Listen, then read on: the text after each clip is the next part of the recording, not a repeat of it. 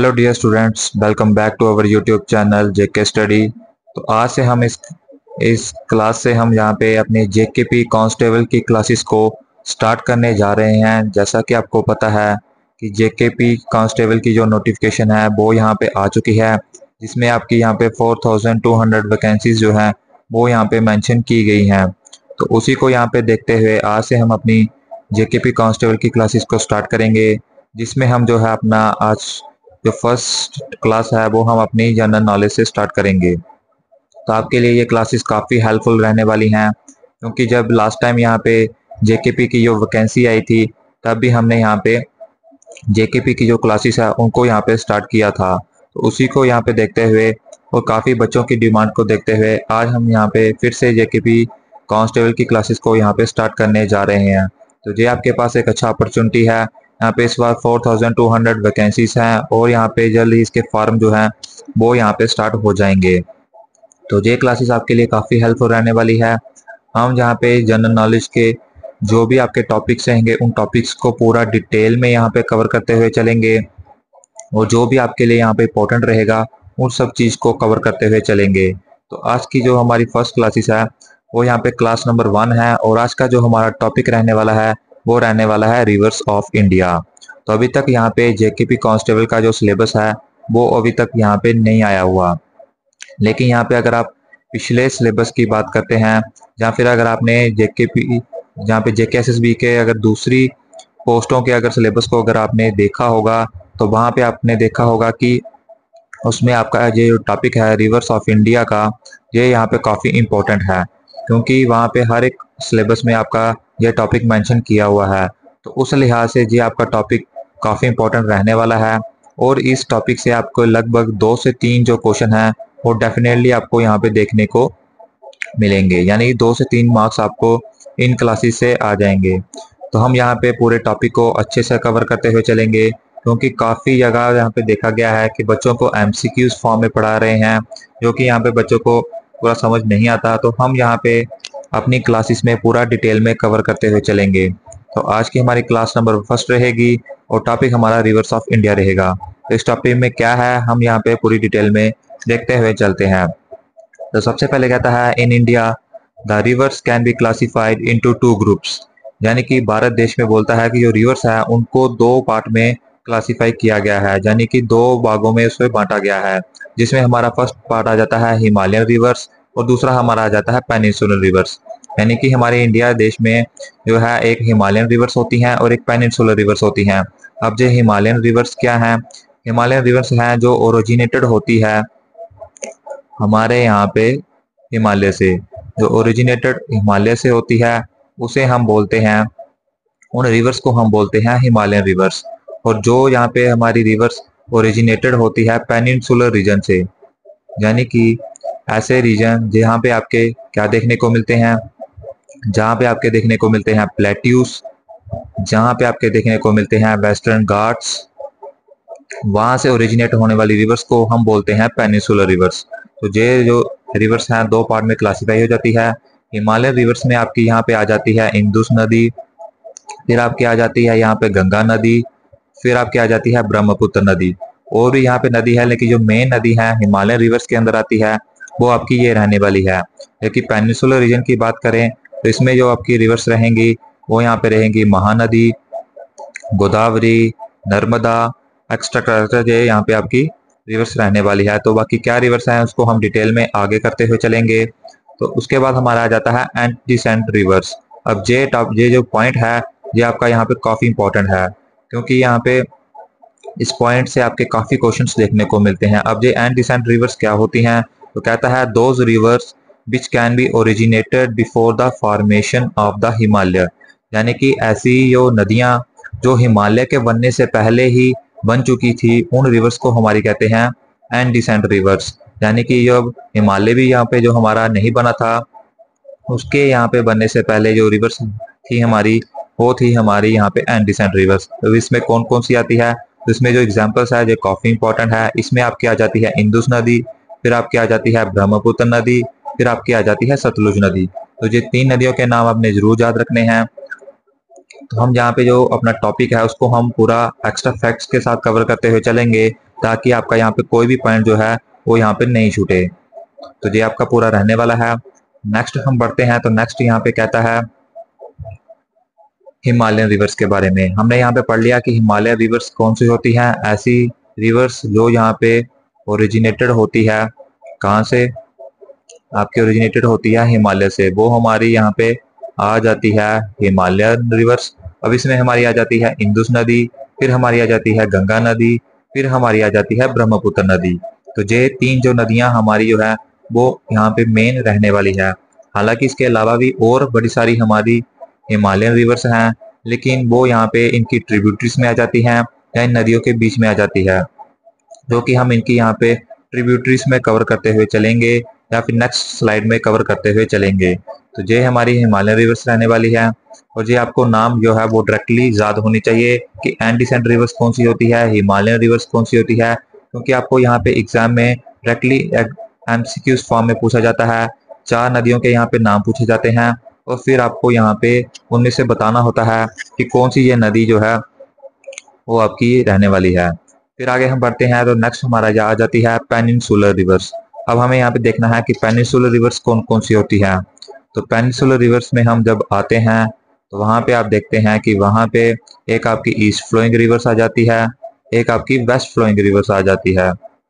यानी कि अगर आपका ये मैप है जिसको हम नॉर्थ, साउथ, ईस्ट और वेस्ट डायरेक्शन में अगर हम इसको बांट लेते हैं, तो ऐसी नदियां जो आपकी इस डायरेक्शन में मूव करती हैं उसको हम ईस्ट फ्लोइंग रिवर्स कहते हैं, और जो नदियां आपकी वेस्ट में मूव करती हैं उसको हम वेस्ट फ्लोइंग रिवर्स कहते हैं।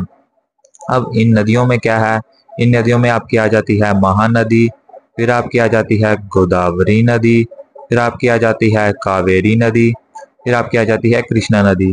बाकी और भी जो रिवर्स हैं उसको हम नेक्स्ट स्लाइड में देखेंगे। और बेस्ट फ्लोइंग रिवर्स में आपकी आ जाती है नर्मदा नदी, फिर आपकी आ जाती है तापी नदी, फिर आपकी आ जाती है लूनी रिवर, और भी यहाँ पे आपकी रिवर्स रहती हैं जिसको हम यहाँ पे नेक्स्ट स्लाइड में देखेंगे। तो आपको यहाँ पे ये जरूर पता होने चाहिए क्योंकि ये क्वेश्चन आपको डायरेक्ट फॉर्म में पूछे जाते हैं। तो नेक्स्ट स्लाइड में हम बढ़ते हैं, तो नेक्स्ट आपके पास ये यहाँ पे पूरा चार्ट आ जाता है जिसमें आपको पूरी ईस्ट फ्लोइंग रिवर्स के बारे में बताया हुआ है और फिर यहाँ पे आपको वेस्ट फ्लोइंग रिवर्स के बारे में बताया हुआ है। तो ये चार्ट आपकी मदद करेगा आपको यहाँ पे आइडेंटिफाई करने में, आपको यहाँ पे याद रखने में। तो ईस्ट फ्लोइंग रिवर्स में आपकी जो 4 रिवर्स हैं वो काफ़ी इंपॉर्टेंट है। इसमें आपकी महानदी आ जाती है, गोदावरी नदी आ जाती है, कृष्णा नदी आ जाती है और कावेरी नदी आ जाती है। तो ये आपकी पूरी 4 नदियां हैं, ये आपको पूरा डायरेक्टली याद होनी चाहिए कि ये आपकी ईस्ट में फ्लो करते हुए जाती है, और ईस्ट में फ्लो करते हुए ये आपकी जो है वो बे ऑफ बंगाल में जो है वो यहाँ पे गिर जाती है। आगे हम वेस्ट फ्लोइंग रिवर्स की बात करते हैं, तो इसमें आपकी साबरमती नदी आ जाती है, लूनी रिवर आ जाती है, नर्मदा नदी आ जाती है, तापी नदी आ जाती है और माही नदी आ जाती है। तो यहाँ पे ईस्ट फ्लोइंग रिवर्स में 4 रिवर्स और वेस्ट फ्लोइंग रिवर्स में 5 रिवर्स, ये आपकी काफ़ी इंपॉर्टेंट रहने वाली है। और ये जो नदियाँ हैं ये अपने ओरिजिन से स्टार्ट होते हुए बाद में आपके अराबियन सी में आके ये यहाँ पे गिर जाती है। बाकी इन नदियों को हम पूरी डिटेल में आगे यहाँ पे नेक्स्ट क्लासेस में पढ़ते हुए चलेंगे, जिसमें यहाँ पे हम इनके ओरिजिन के बारे में बात करेंगे, ये कौन सी स्टेट्स से कवर करते हुए चलती हैं वो हम बात करेंगे, इनकी लेंथ कितनी होती है उसकी बात करेंगे, और इनकी जो ट्रिब्यूटरीज हैं उसकी बात करते हुए चलेंगे, जो कि आपके एग्ज़ाम के पॉइंट ऑफ व्यू से काफ़ी इंपॉर्टेंट रहने वाली है। तो ये आपके पास आ गया, इसकी पीडीएफ यहाँ पे आपकी क्लास की हमारे यहाँ पे टेलीग्राम चैनल पे आपको मिल जाएगी, जिसका नाम यहाँ पे जेके स्टडी है, और यहाँ पे डिस्क्रिप्शन बॉक्स में भी उसका लिंक आपको मिल जाएगा। नेक्स्ट स्लाइड की तरफ हम बढ़ते हैं, तो नेक्स्ट स्लाइड में हमारी जो फर्स्ट रिवर है जो कि इम्पोर्टेंट रिवर है और जिसको हम हिमालयन रिवर्स बोलते हैं, वो आ जाती है इंदुस रिवर सिस्टम। इसको हम पूरा पढ़ते हुए चलेंगे। तो ये यहाँ पे हमारी हिमालयन रिवर है, ये आपको हमने पहले ही बता दिया, आपको ये यहाँ पे पता होने चाहिए। जो जो इसके मेन पॉइंट है उसको हम यहाँ पे कवर करते हुए चलेंगे। तो सबसे पहले हम इसके ओरिजिन की बात करते हैं। तो ये यहाँ पे ओरिजिनेट होती है बुखार शू ग्लेशियर से तिब्बत रीजन में, जो कि है मानसरोवर लेक के पास। यानी कि अगर आपका यहाँ पे ये मानसरोवर लेक है तो इसके यहाँ पे पास है ये आपका आ जाता है बुखारशू ग्लेशियर। बुखारशू ग्लेशियर आ जाता है तो वहां से ये ओरिजिनेट होती है और ये जो पूरा एरिया हमारा आ जाता है, ये यहाँ पे पूरा तिब्बत रीजन जो है वो यहाँ पे कहलाता है। ये आपको ओरिजिन पता होना चाहिए। उसके बाद जो इसका अनदर नेम है वो क्या है, वो इसका अनदर नेम है सिंधु। यानी इंदुस नदी को सिंधु नदी भी कहते हैं। इसके अलावा बात करें तो तिब्बत में जो है वो इसका अलग नाम है, जिसको यहाँ पे सिंगी खम नाम से या लाइन्स माउथ के नाम से भी हम जानते हैं। और ग्रीक लिटरेचर की हम बात करते हैं तो ग्रीक लिटरेचर में इसको हम सिंथेसिस के नाम से जानते हैं। तो ये जो सारे फैक्ट्स हैं, ये जो सारे पॉइंट्स हैं, ये आपको पता होना चाहिए, क्योंकि इन पॉइंट से आपके डायरेक्ट क्वेश्चंस आपके एग्जाम में देखने को मिलेंगे। इसकी हम इंदुस नदी की लेंथ की बात करते हैं तो इसकी लेंथ जो है वो 2880 किलोमीटर है और भारत में जो इसकी लेंथ है वो 709 किलोमीटर है। इसके अलावा हम यहाँ पे बात करते हैं तो तिब्बत जो रीजन से जो ओरिजिनेट होती है तो वहाँ पे इसकी लेंथ कितनी होती है, वहाँ पे ये 320 किलोमीटर जो है वो एरिया कवर करती है। इसके अलावा हम बात करते हैं तो जो ये इंडिया में कहाँ से एंटर होती है, ये पॉइंट काफ़ी इम्पोर्टेंट है। इंडिया में जो ये एंटर होती है, ये एंटर होती है एक पॉइंट है आपका डेमचुक नाम का। तो डेमचुक नाम का एक पॉइंट है, वहाँ से ये यहाँ पे ओरिजिनेट होती है। ये पॉइंट आपने याद रखना है। फिर आगे हम बात करते हैं तो ये इंडिया के जो है वो 9.8% जियोग्राफिकल एरिया को कवर करते हुए चलती है। यानी कि इतने एरिया को ये पूरा ड्रेन करते हुए चलती है। ये पूरा रहने वाला है इंदुस नदी के बारे में। नेक्स्ट हम बढ़ते हैं तो नेक्स्ट इसकी आ जाती है ट्रिब्यूटरीज। तो ये आपकी ट्रिब्यूटरीज रहने वाली है, क्योंकि ट्रिब्यूटरीज के ऊपर भी डायरेक्ट क्वेश्चंस आपको देखने को मिलते हैं, इसलिए आपको ये ट्रिब्यूटरीज याद होनी चाहिए। ये आपकी इंपॉर्टेंट ट्रिब्यूटरीज हैं, जिसमें आपकी पहले आ जाती है जंस्कर, फिर आपकी आ जाती है एस्टर। और जंस्कर की अगर हम बात करते हैं तो ये आपकी लेफ्ट बैंक ट्रिब्यूटरीज है। और ये लेफ्ट बैंक का क्या खेल है, लेफ्ट बैंक का ये खेल है कि अगर आपकी रिवर, जहाँ पे अगर आपका मानसरोवर लेक है, जहाँ से अगर आपकी रिवर आती हुई यहाँ पे आती है तो ये इसकी डायरेक्शन ये रहेगी। और ऊपर वाला जो इसका पार्ट रहेगा वो कौन सा पार्ट रहेगा, वो उसका रहेगा राइट बैंक ट्रिब्यूटरी का। और जो इसका नीचे वाला पार्ट रहेगा वो यहाँ पे रहेगा लेफ्ट बैंक ट्रिब्यूटरी का। तो इस तरह से अगर आपकी ये रिवर ऐसे चलती हुई आती है तो राइट बैंक वाला पार्ट जो है वो ऊपर रहने वाला है और लेफ्ट बैंक वाला पार्ट नीचे रहने वाला है। तो जंस्कर जो है वो आपकी लेफ्ट नदी है। इसके बाद हम बात करते हैं तो सोन नदी आपकी जो है ये भी लेफ्ट बैंक ट्रिब्यूटरीज है। हालांकि लेफ्ट और राइट बैंक आपको याद रखने की ज़रूरत नहीं है, लेकिन आपको सारी ट्रिब्यूटरीज के नाम जो है वो याद होने चाहिए। इसके बाद हमारी द्रास आ जाती है, शुरू आ जाती है, श्योक आ जाती है। श्योक आपकी राइट बैंक ट्रिब्यूटरी है और शुरू आपकी लेफ्ट बैंक ट्रिब्यूटरी है। इसके बाद हमारी गिलगिट आ जाती है, फिर हमारी चिनाब, ब्यास, सतलुज, झेलम, ये हमारी इंपॉर्टेंट रिवर्स है जिसको हम आगे डिटेल में डिस्कस करेंगे। इसके बाद हमारी पंचनाद आ जाती है, हमजा आ जाती है और ये आप यहाँ पे देख सकते हैं ये आपकी पूरी ट्रिब्यूटरीज आ जाती हैं इंदुस रिवर की। ये ट्रिब्यूटरीज आपको अच्छे से याद होनी चाहिए। नेक्स्ट हम बढ़ते हैं तो नेक्स्ट हमारी जो रिवर आ जाती है वो आ जाती है झेलम रिवर। तो झेलम नदी जो है वो ट्रिब्यूटरी है किसकी, ये ट्रिब्यूटरी है हमारी इंदुस नदी की। ये आपको यहाँ पे पता होना चाहिए, जो कि हमने पढ़ चुके हैं। अब इसके पूरे डिटेल में हम जानेंगे। झेलम नदी इसलिए भी इम्पोर्टेंट है क्योंकि ये यहाँ पे नदी जो है वो J&K मिट्टी से बहते हुए चलती है और J&K की हिस्ट्री या J&K की रिवर्स भी हमारे यहाँ पे JKP के लिए काफ़ी इंपॉर्टेंट रहने वाली है। तो इस रिवर को हम पूरा डिटेल में करते हुए चलेंगे। तो यहाँ पे इसका ओरिजिन की हम बात करते हैं तो इसका जो ओरिजिन है वो है Verinag spring, Anantnag near Pir Panjal range. यानी अनंतनाग के पास आपका एक वेरीनाग स्प्रिंग है जो कि पीर पंजाल रेंज में आता है। वहाँ से ये रिवर ओरिजिनेट होती है और ओरिजिनेट होते होते ये आगे पूरा अपना डिस्टेंस कवर करती है। इसका फ्लो पाथ हमने यहाँ पे दिया हुआ है, यानी कि वेरीनाग से ओरिजिनेट होती है, उसके बाद ये एंटर करती है हमारी श्रीनगर डिस्ट्रिक्ट में, फिर उसके बाद ये बुलर लेक से चलती हुई बारामूला पहुंचती है, और बारामूला से चलते ये यहाँ पे पंजाब में पहुंचती है। और ये इस नदी की अगर हम बात करें झेलम नदी की, तो ये आगे आके किससे मिलती है, तो ये यहाँ पे रिवर आगे आके मिल जाती है चेनाब रिवर से।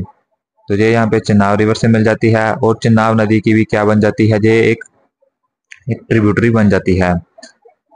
इसकी हम अगर लेंथ की बात करें तो इसकी लेंथ जो है वो 7 to 4 किलोमीटर है, जिसमें ये 203 किलोमीटर जो है वो कश्मीर वैली में कवर करते हुए चलती है। और झेलम नदी की जो लार्जेस्ट ट्रिब्यूटरी है वो ट्रिब्यूटरी है किशन गंगा। तो किशन गंगा जो यहाँ पे झेलम नदी की लार्जेस्ट ट्रिब्यूटरी कहलाती है। बाकी किशन गंगा के बारे में डिटेल में जो है वो हम JNK की रिवर्स में करते हुए चलेंगे। तो ये यहाँ पे इसका पूरा पाथ रहने वाला है। आगे हम झेलम नदी की बात करते हैं, तो ये यहाँ पे चेनाब से जाके मिलती है, यानी कि ये ज्वाइन करती है चेनाब रिवर को। और ये किस पॉइंट पे जाके ज्वाइन करती है, तो उस जगह का नाम आपको पता होना चाहिए। वो जगह है यहाँ पे त्रिमू। तो त्रिमू यहाँ पे एक जगह है, वहां पे जाके ये यहाँ पे चेनाब नदी से मिलती है। नेक्स्ट हम बढ़ते हैं, तो नेक्स्ट हमारी जो रिवर आ जाती है वो रिवर आ जाती है चेनाब रिवर। नेक्स्ट हमारी यहाँ पे चेनाब रिवर आ चुकी है। इसको यहाँ पे हम डिटेल में पढ़ेंगे, क्योंकि ये रिवर्स आपके लिए काफ़ी इम्पोर्टेंट रहने वाली है। अब चेनाब रिवर भी जो है वो इंदुस नदी की एक ट्रिब्यूटरी है। अब अगर हम इसकी बात करते हैं, जैसा भी जो हम पढ़ रहे हैं, ये हमारी कौन सी रिवर है, ये हमारी हिमालयन रिवर्स है। तो हिमालयन रिवर्स को हम करते हुए चल रहे हैं। अब चेनाब रिवर के हम ओरिजिनेशन की बात करते हैं, तो ये यहाँ पे जंस्कर रेंज के पास से बारालच्छा पास से होती है ओरिजिनेट। ये आपको पता होना चाहिए हर एक रिवर्स का ओरिजिनेशन पॉइंट। इसकी जो लेंथ है वो है 1118 किलोमीटर। तो ये यहाँ पे इसकी लेंथ रहने वाली है। और जहाँ पे अगर हम बात करते हैं, तो ये यहाँ पे इंदुस नदी की सबसे लार्जेस्ट ट्रिब्यूटरी है। तो इस रिवर के साथ साथ आप यहाँ पे इंदुस नदी के पॉइंट को भी कवर करते हुए चल रहे हो। यहाँ पे आपको डायरेक्टली ये क्वेश्चन पूछ सकता है, इसलिए ये आपके लिए पॉइंट काफी इंपॉर्टेंट है कि इंदुस नदी की सबसे लार्जेस्ट ट्रिब्यूटरी कौन सी है, वो आपको पता होना चाहिए। वो है आपकी इंदुस रिवर। नेक्स्ट हम बात करते हैं, तो इसका फ्लो पाथ की अगर हम बात करें, तो ये यहाँ पे जंस्कर रेंज से ओरिजिनेट होती है। फिर ये यहाँ पे पहुंचती है पंगी वैली। पंगी वैली से ये एंटर करती है हमारे किश्तवाड़ में, और किश्तवाड़ से ये यहाँ पे पहुंचती है अखनूर। अखनूर से ये आगे चलते हुए आगे यहाँ पे पंजाब रीजन में पहुंचती है। आगे हम बात करते हैं, तो इस नदी के ऊपर कुछ पावर प्रोजेक्ट्स भी हैं जो काफ़ी इंपॉर्टेंट है, जिसमें आपका यहाँ पे सलाल आ जाता है, दुलास्ती आ जाता है, बगलेर आ जाता है, और सवालकोट आ जाता है। तो ये यहाँ पे आपका रहने वाला है। कुछ और फैक्ट्स की अगर हम बात करते हैं, तो जो चेनाब रिवर है वो यहाँ पे बनती है हमारी दो रिवर से, जिसको हम बोलते हैं चंदर रिवर, और यहाँ पे बोलते हैं बागा रिवर।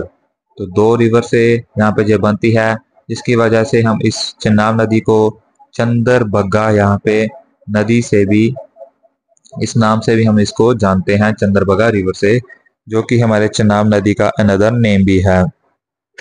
तो ये यहाँ पे हमारी हो चुकी है चेनाब नदी।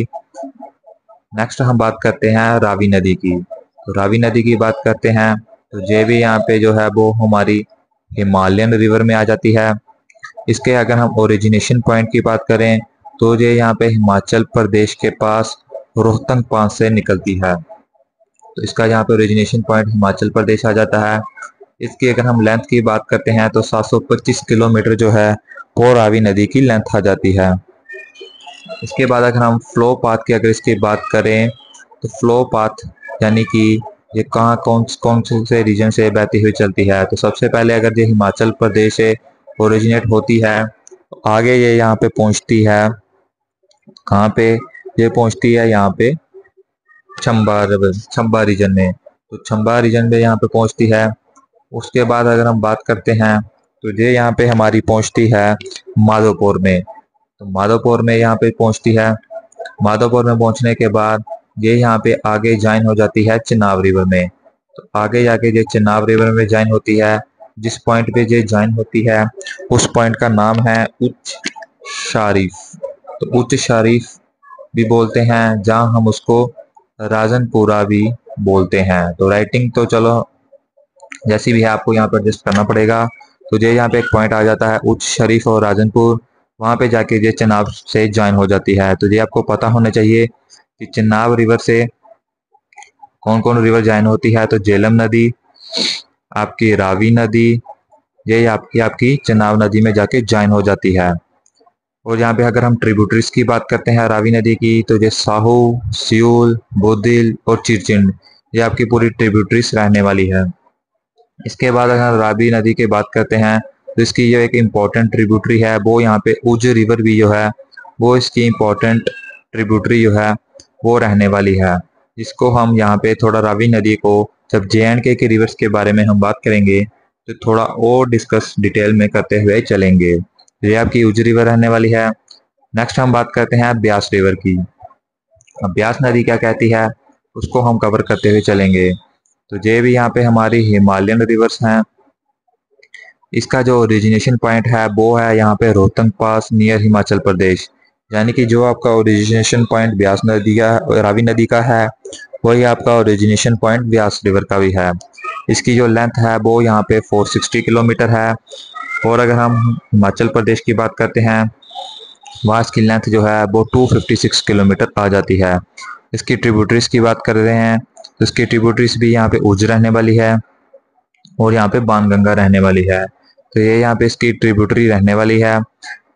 इसके अलावा हम बात करते हैं तो ब्यास नदी यहाँ पे किस नदी से ज्वाइन होती है वो यहाँ पे हमने देखना है। तो ये यहाँ पे रिवर जो है ये ज्वाइन करती है सतलुज नदी को। बाकी आगे हम जो पढ़ रहे थे वो नदियां जो थी वो यहाँ पे चिनाब को ज्वाइन कर रही थी, लेकिन जो ये हमारी ब्यास नदी है ये सतलुज नदी को ज्वाइन करती है। और जिस पॉइंट पे ये यहाँ पे ज्वाइन करती है वो है यहाँ पे पंजाब का हरिक्का डिस्ट्रिक्ट। हरिक्का यहाँ पे जगह है, हरिक्का नाम की एक जगह है, वहाँ पे ये सतलुज नदी को ज्वाइन करती है, जो कि आपका आता है फिरोजपुर में। और फिरोजपुर में जो आता है वहाँ पे जाके ये ज्वाइन करती है हमारी सतलुज नदी को। तो ये यहाँ पे हमारी इंपॉर्टेंट नदी है। उसके बाद हम बात करते हैं अपनी सतलुज नदी की। यहाँ पे इंदुस, झेलम, चिनाब के बाद अगर कोई इंपॉर्टेंट आपकी नदी है तो वो है यहाँ पे आपकी सतलुज नदी यहाँ पे रहने वाली है। तो इसमें आपके काफी इंपॉर्टेंट फैक्ट्स हैं जो आपको यहाँ पे पता होने चाहिए। तो सबसे पहले हम इसके ओरिजिन की बात करते हैं। तो ये यहाँ पे ओरिजिनेट होती है रकाश तल से। रकाश तल एक यहाँ पे जगह का नाम है जो कि मानसरोवर लेक के पास है और ये कैलाश रेंज में आता है। वहां से ये रिवर ओरिजिनेट होती है। यानी कि ये नदी भी आपके तिब्बत रीजन के पास ओरिजिनेट होने वाली है। तो ये नदी भी आपकी तिब्बत रीजन के पास से ओरिजिनेट होती है, जहाँ पे जो हमारी इंदुस नदी का था मानसरोवर लेक, लेकिन यहाँ पे ये आगे जो उसका ओरिजिनेशन सोर्स आ जाता है वो अलग अलग आ जाता है। और यहाँ पे अनदर नेम की अगर हम बात करते हैं तो सतलुज नदी को ग्रीक लिटरेचर में कहते हैं जरादास। ये आपको यहाँ पे पता होना चाहिए, ये काफी इंपॉर्टेंट फैक्ट है। नेक्स्ट हम बात करते हैं तो संस्कृत में जो इसका नाम है वो आ जाता है शूद्रदुरी। ये आपको पता होना चाहिए। इसकी अगर हम लेंथ की बात करते हैं तो इसकी लेंथ जो है वो आ जाती है 1450 किलोमीटर, यानी 1450 इसकी लेंथ आ जाती है। लेकिन इंडिया में जो इसकी लेंथ है वो 1050 ही है। आगे हम इसकी ट्रिब्यूटरीज की बात करते हैं तो ट्रिब्यूटरीज में इसकी आ जाती है स्पीति, बांसपा और नगली खाद। तो ये आपकी आ जाती है क्या, तो ये आपकी आ जाती है इसकी ट्रिब्यूटरीज। अगर हम और बात करें सतलुज नदी के बारे में तो इसको यहाँ पे रेड रिवर के नाम से भी जाना जाता है। ये फैक्ट भी आपको यहाँ पे पता होना चाहिए कि सतलुज नदी को रेड रिवर के नाम से जाना जाता है। और अगर हम बात करते हैं तो हिमाचल प्रदेश में इसकी कितनी लेंथ है, तो हिमाचल प्रदेश में ये 320 किलोमीटर का डिस्टेंस जो है वो कवर करते हुए चलती है। और यहाँ पे भारत में ये कौन से पॉइंट से एंटर करती है ये भी आपको पता होना चाहिए। तो इंडिया में ये एंटर करती है ये कौन से पॉइंट से करती है, तो ये यहाँ पे करती है शिपकीला पास से। तो शिपकीला पास से ये यहाँ पे करती है भारत में एंटर। ये यहाँ पे आ गया। नेक्स्ट हम बात करते हैं फिर ये सतलुज नदी, या फिर अगर हम नेक्स्ट की तरफ हम बढ़ते हैं तो नेक्स्ट में बढ़ने से पहले आपको यहाँ पे एक पॉइंट पता होना चाहिए। वो पॉइंट क्या है, वो पॉइंट ये है कि यहाँ पे सतलुज नदी या फिर जो हमारी जो हमने सारी नदियाँ पढ़ी, झेलम नदी, चिनाब नदी, रावी नदी, ब्यास नदी या सतलुज नदी, ये यहाँ पे इंदु से आके कहाँ पे मिलती है, तो यहाँ पे ये सारी नदियाँ इंदुस से आके मिलती है मियाँ कोठा। मियाँ कोठा नाम की एक जगह है पंजाब में, पीओके पंजाब में। तो वहाँ पे में आके जो यहाँ पे मिलती है इंदुस नदी से। वहाँ पे मिलने के बाद जो इंदुस नदी जो है वो यहाँ पे पाकिस्तान के कराची से कर जाती है एंटर यहाँ पे अराबियन सी में। तो अराबियन सी में एंटर कर जाती है। तो ये पूरा फ्लो पाथ रहता है हमारे यहाँ पे इंदुस नदी का। तो ये यहाँ पे हमने कुछ 5 नदियाँ पढ़ी हैं जो इम्पोर्टेंट रहने वाली है। हालांकि इंदुस नदी की और भी ट्रिब्यूटरीज है, लेकिन ये जो 5 ट्रिब्यूटरीज हैं ये काफ़ी इम्पोर्टेंट रहने वाली है। नेक्स्ट की तरफ हम बढ़ते हैं। नेक्स्ट हमारा क्या कहता है, नेक्स्ट हमारा एक इम्पोर्टेंट कंसेप्ट है, वो इम्पोर्टेंट कंसेप्ट है आपका इंदुस वाटर ट्रीटी का। ये कंसेप्ट भी एक काफ़ी इम्पोर्टेंट है क्योंकि इसके ऊपर भी बेस्ड क्वेश्चन रहते हैं। तो हमने उन सभी इस टॉपिक के अंदर सभी उस फैक्ट्स को कवर किया है ताकि आपका कोई भी क्वेश्चन छूटे ना। और ग्रंटेड यहाँ पे आपके इस टॉपिक से 2 से 3 मार्क्स जो हैं वो आपके डेफिनेटली बनने वाले हैं, क्योंकि 2 से 3 क्वेश्चन आपको डायरेक्टली यहाँ पे इस कंसेप्ट से पूछे जाएंगे। अगर हम इंदुस वाटर ट्रीटी की बात करते हैं तो इसको कंडक्ट करवाया था आपके वर्ल्ड बैंक ने। और ये यहाँ पे जो ट्रीटी है वो साइन हुई थी कराची में 1960 में। और ये यहाँ पे भारत के जवाहरलाल नेहरू और यहाँ पे पाकिस्तान के जनरल आयूब खान के बीच में ये ट्रीटी जो है वो साइन हुई थी। और इस ट्रीटी की अगर हम बात करते हैं तो इस ट्रीटी के तहत भारत को 3 नदियों का पानी मिलता है, यानी जो 3 नदियों का एक्सेस जो है वो भारत रख सकता है, जिसमें आपकी रावी नदी, ब्यास नदी और सतलुज नदी रहती है। और पाकिस्तान के पास रहती है इंदुस नदी, झेलम नदी और चनाब नदी। तो ये यहाँ पे पाकिस्तान के पास इनका एक्सेस है। हालांकि इसका ये मतलब नहीं है कि भारत जो है वो इन नदियों का पानी नहीं यूज कर सकता। तो कुछ परसेंट जो है पानी जो है भारत इन नदियों का भी यहाँ पे यूज करता है। तो ये आपके रहने वाली है इंदुस वाटर ट्रीटी। तो ये यहाँ पे हम पढ़ चुके हैं। आज की हमारी जो फर्स्ट क्लास है वो यहाँ पे इतनी ही रहने वाली है, जिसमें हमने इन सारी नदियों को कवर कर लिया है। जो भी इम्पोर्टेंट फैक्ट्स थे वो हमने यहाँ पे इस क्लास में कवर कर लिए है। तो ये क्लास आपको कैसे लगी आप यहाँ पे हमें कमेंट सेक्शन में ज़रूर बता सकते हैं। इस क्लास की आपको यहाँ पे पीडीएफ जो है वो आपको हमारे टेलीग्राम चैनल पे मिल जाएगी और विद यहाँ पे आपके नोटेशंस आपको ये पीडीएफ मिलेगी। तो अगर आपको क्लास अच्छी लगी हो तो आप यहाँ पे इस वीडियो को लाइक कर सकते हैं और इस चैनल को सब्सक्राइब कर सकते हैं। हम आपको मिलेंगे हम नेक्स्ट क्लास में, जो कि उसमें हम नेक्स्ट इस टॉपिक को कवर करते हुए चलेंगे।